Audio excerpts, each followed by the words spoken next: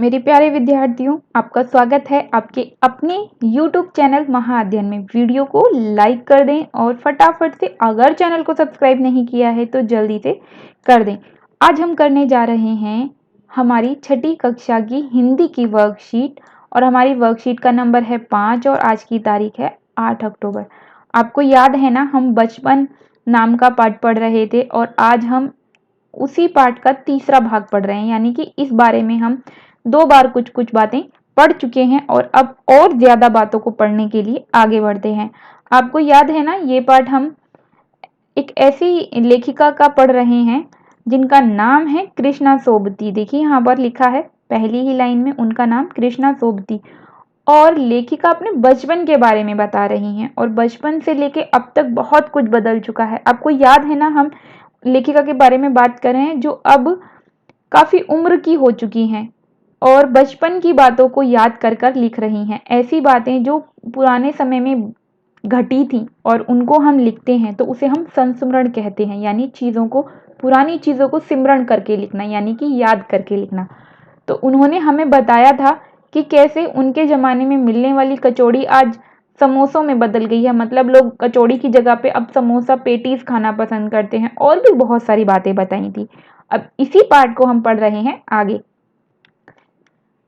शिमला के काफल भी बहुत याद आते हैं, खट्टे मीठे, कुछ एकदम लाल, कुछ गुलाबी। इसके बाद रस भरी, कसमल, सोचकर ही मुंह में पानी भर आए। अब हम वापिस एक बार अपनी लाइन को देखते हैं। यहाँ पर क्या लिखा है?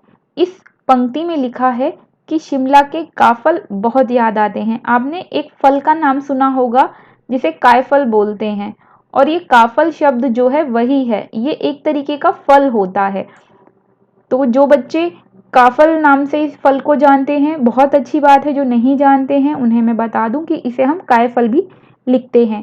और ये किस तरह के होते हैं? खट्टे मीठे होते हैं, कुछ कुछ लाल होते हैं तो कुछ गुलाबी होते हैं।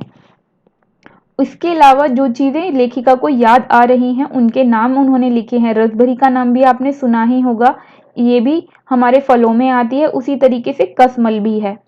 सोचकर ही मुंह में पानी भर आए। चेस्टनट एक और गजब की चीज। अब चेस्टनट तो आपने पक्का पढ़ा ही होगा, ये इंग्लिश का शब्द है और आप इसके बारे में जानते ही होंगे। एक और गजब की चीज, आग पर भूने जाते हैं और फिर छिलके उतारकर मुंह में।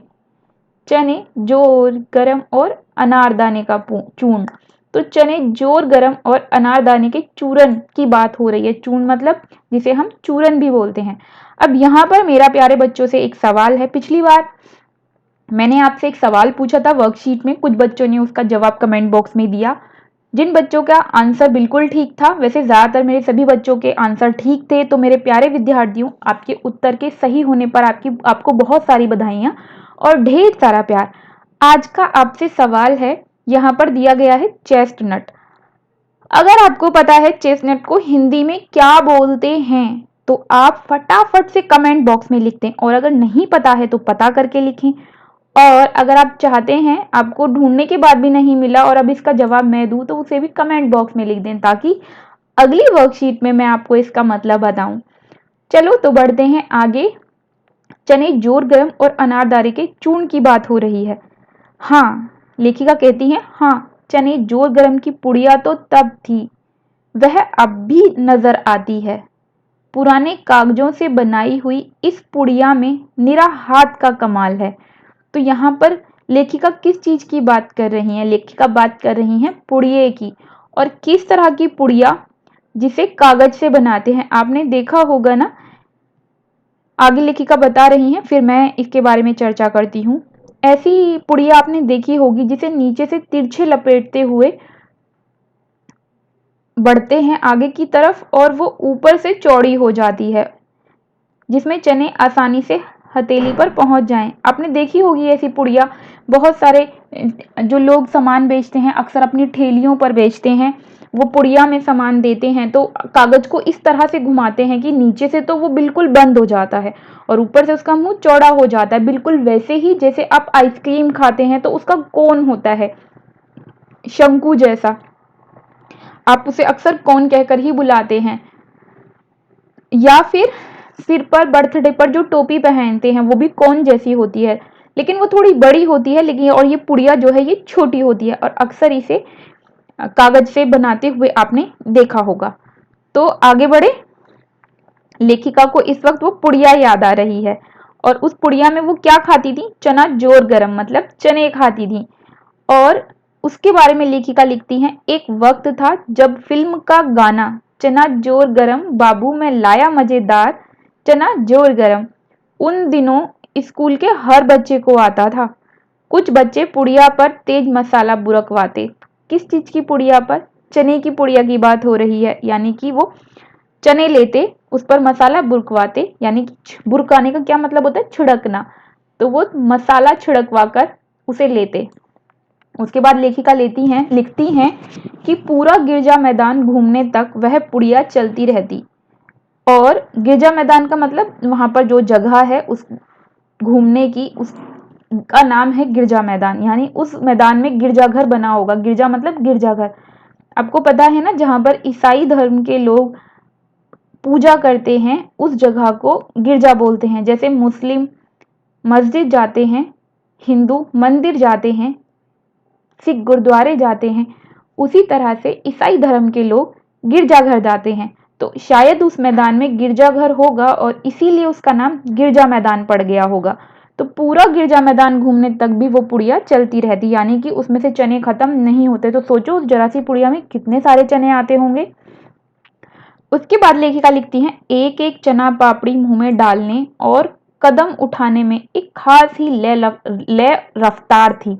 लय और रफ्तार थी मतलब इस बात का ये हुआ कि जिस तरह से कदम आगे बढ़ते होंगे उसी तरह से चने मुंह में भी जाते होंगे, यानी एक साथ पैर भी एक साथ उठता होगा और मुंह में चना उसी वक्त जाता होगा। अब बढ़े आगे।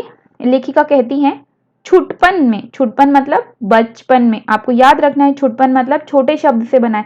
छोटा होता है जैसे हम बोलते हैं बचपन में, या आप जब छोटे थे तब, तो छोटे का मतलब जब आप बचपन में थे, तो उसी छोटे शब्द से यहाँ पर छुटपन बना दिया। जैसे बच्चा से बचपन बन गया वैसे ही छोटे से छुटपन बन गया। अब बढ़े आगे। हमें शिमला रिज पर बहुत मजे किए हैं, यानी बचपन में शिमला रिज पर वो बहुत मजे करती थी और बताती हैं कि वहां पर वो घोड़े की सवारी भी उन्होंने की है, या घोड़े की सवारी भी वो करती थी। अब आगे बढ़े। शिमला के हर बच्चे को कभी ना कभी यह मौका मिल ही जाता था। किस चीज का मौका?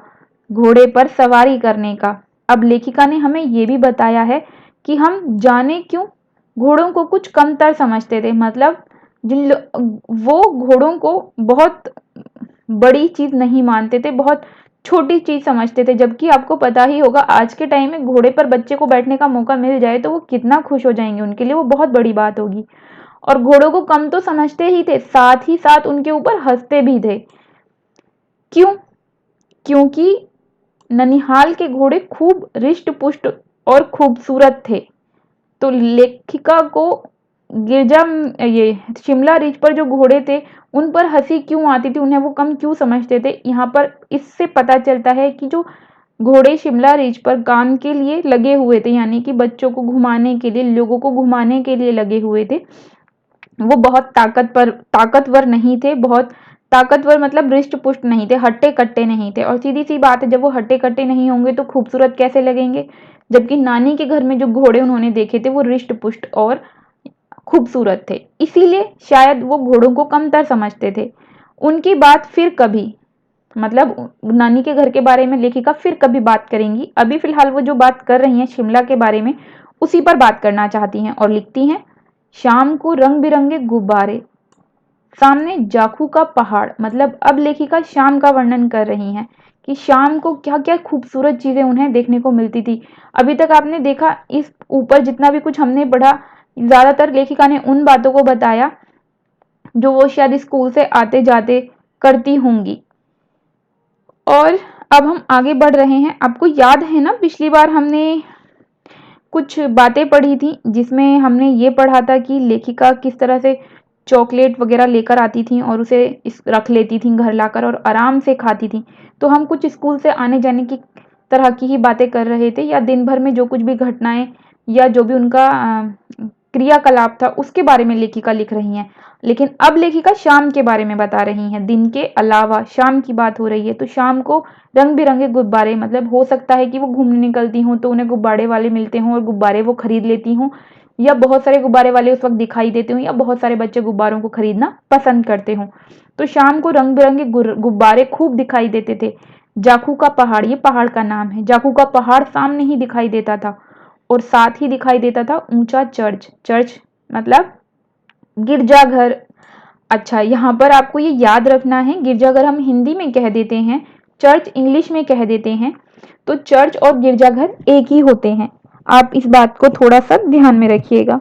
आगे बढ़े तो चर्च की घंटियां बजती तो दूर दूर तक उनकी गूंज फैल जाती, मतलब शाम के वक्त उन्हें गुब्बारे, जाखू का पहाड़, चर्च, चर्च की घंटियों की आवाज, ये सब सुनाई देती। और इस वक्त सूर्य अस्त होने की स्थिति में होता था। सीधी सी बात है, शाम को तो सूरज अस्त होता ही है।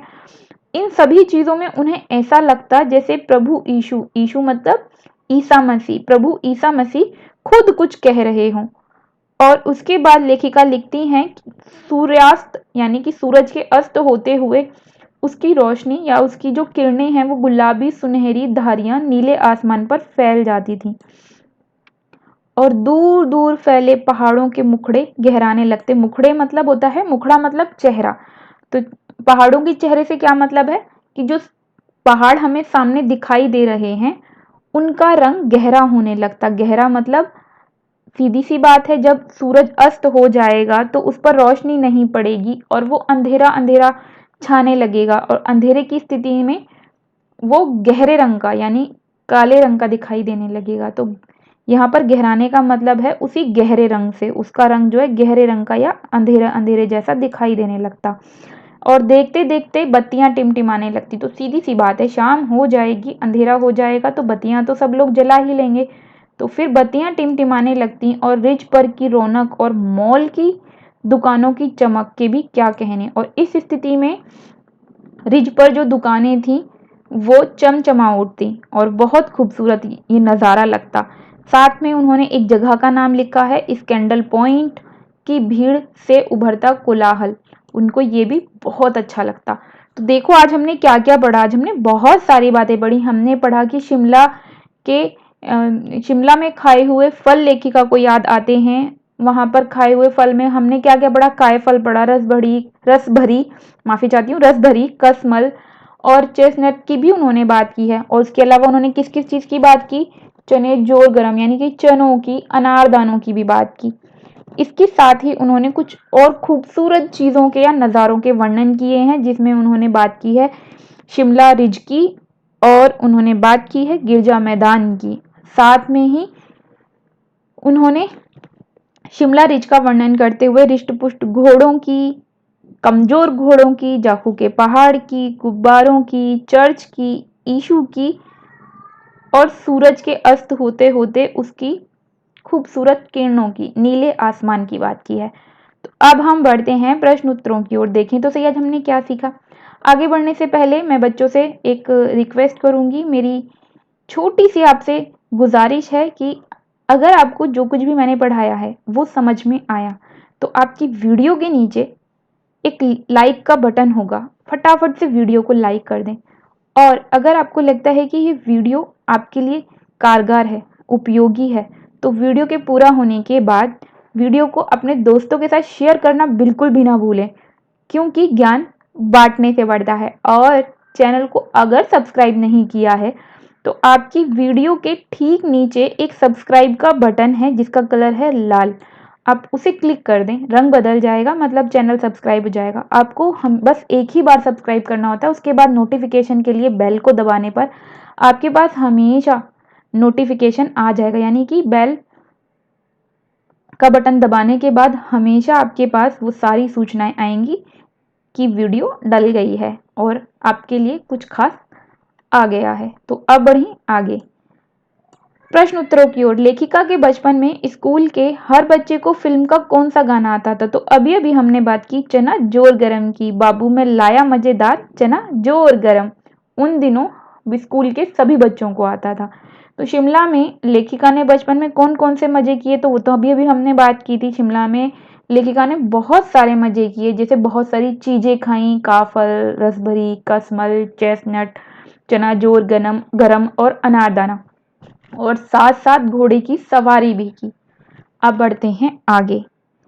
हमारे देश में तरह तरह के भोजन प्रचलित हैं।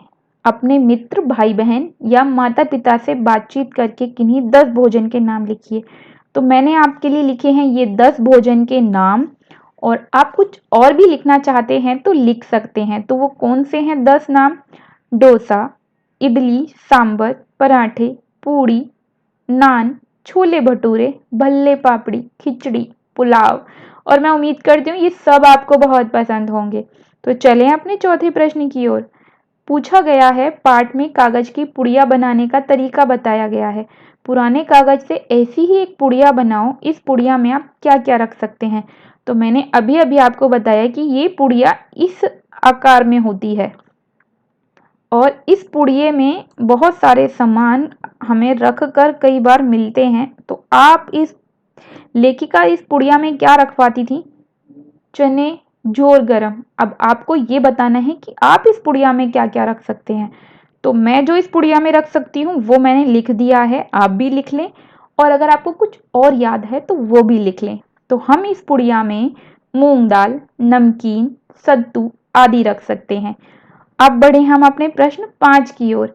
पाठ से ऐसे शब्द छांटिए जो आपने पहली बार पढ़े या सुने हैं। तो बहुत सारे शब्द थे जो आपने शायद पहली बार सुने होंगे, जैसे काफल, कसमल, चना जोर गरम। चना तो आपने सुना होगा, चना जोर गरम की बात हो रही है यहाँ पे।